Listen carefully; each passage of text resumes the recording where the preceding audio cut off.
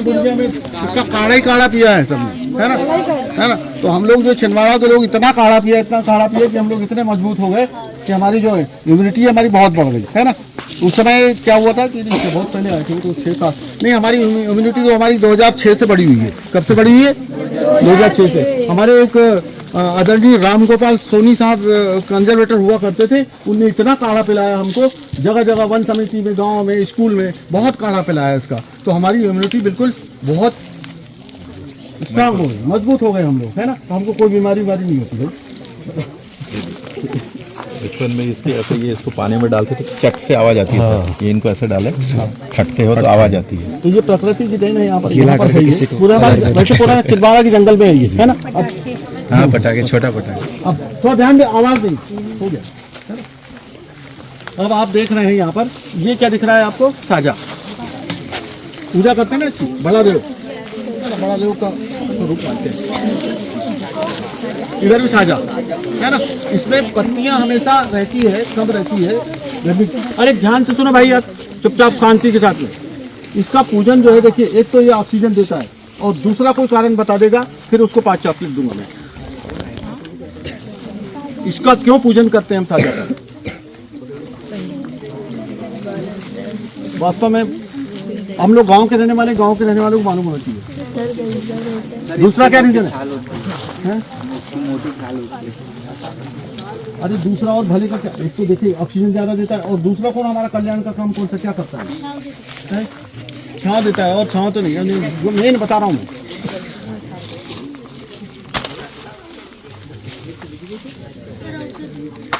ध्यान से सुनो, चुपचाप, सब शांत, है ना। सब हम लोग गांव के रहने वाले। जब सारा का सारा चारा जो है गर्मी के दिनों में समाप्त हो जाता है, तो इसका पाला हम मवेशियों को खिलाते हैं, ठीक है ना। इसके अलावा और का एक केकड़ होता है, उसका खिलाते हैं। एक धामन होता है, उसका खिलाते हैं। लेकिन वो धामन प्रजाति शायद होता है कि नहीं, पता नहीं, मुझको नहीं आइडिया। लेकिन इसका पाला जो है हम खिलाते हैं, है ना। इसकी पूजन और ऑक्सीजन तो देता ही देता है ना। इसकी जो छाल है कैसी दिख रही है आपको? मोटी। और क्या कैसी? मगर। इसको क्या बोलते हैं? क्रोकोडाइल बार, है ना। बार। ये अच्छा।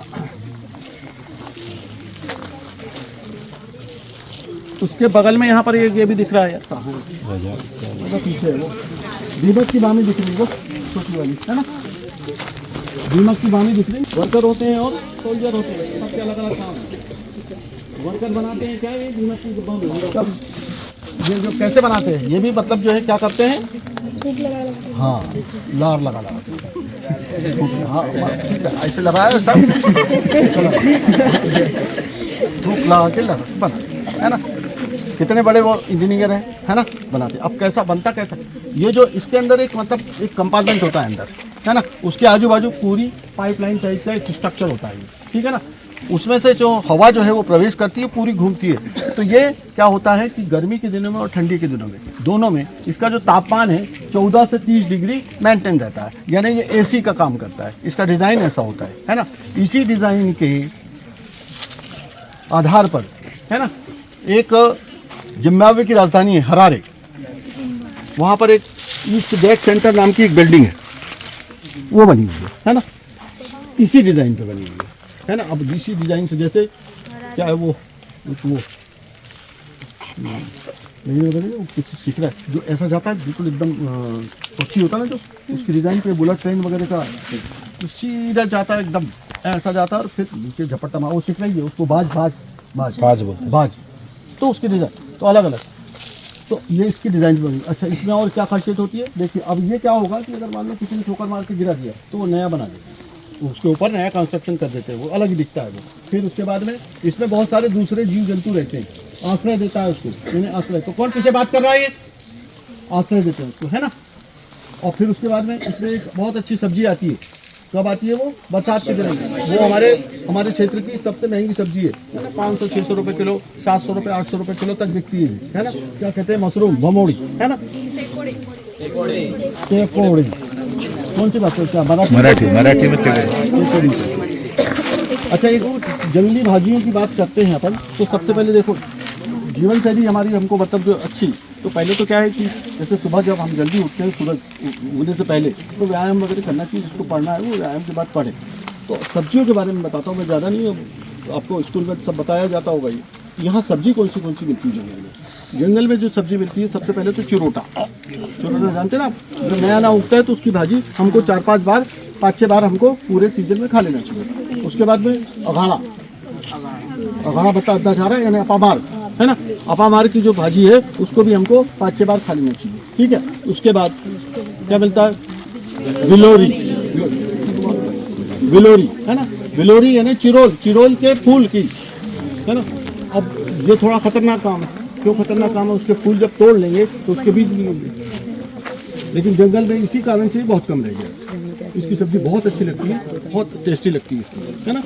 कैसी लगती है? जैसे कि अंडे की भुर्जी हो,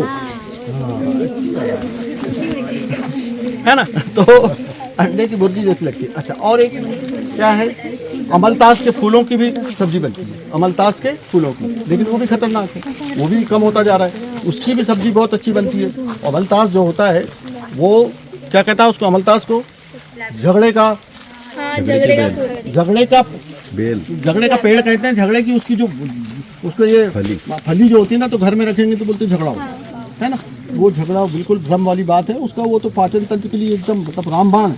काय की भाजी है भाई जंगल में, एक तो मशरूम हो गई, हाँ, और जंगल प्याज और जंगल धनिया, कोथी बोलते हैं जिसको, है ना, कोथी, ये भी। और मैनर जानते हैं कोई? मैनहर, बटारू। अच्छा, बटारू देखो, मेरे पास फोटो खींचा हुआ है उसका।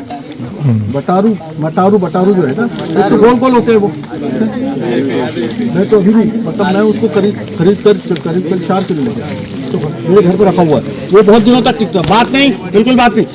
बटालू उसको जो है अपन उबाल के खाते हैं ना, और थोड़ा सा नमक वमक लगा के उसकी सब्जी भी बनती है। लेकिन वो हमारे ये पैर में सब पूरा जितना है ना, पैर वैर के लिए बहुत ज़्यादा हाँ उपयोगी होता है।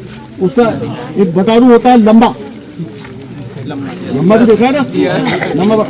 उसको अगर अपन देखेंगे तो उसको अगर छीन लेते हैं तो ऐसा लगता है कि जैसे मुर्गी की टांग हो। नहीं, उसका खींचा हूँ फोटो, मेरे पास में है। वो लंबा वाला बटारू होता है ना, जो वो हाँ भिंडी, तो वो भी बहुत अच्छा लगता है। उसकी भी सब्जी खाना चाहिए हमको, है ना। तो लेकिन वो देखो मैं क्या बोला मैंने, मैनहर या मैनहर, हरा फल होता है इसका, छोटा फल, है ना। वो बहुत कम पाया जाता है, वो बिल्कुल विलुप्त होने की कगार पे है ना, चला गया। मैनहर आप देखेंगे नहीं, काटोल नहीं, मैनहर अलग।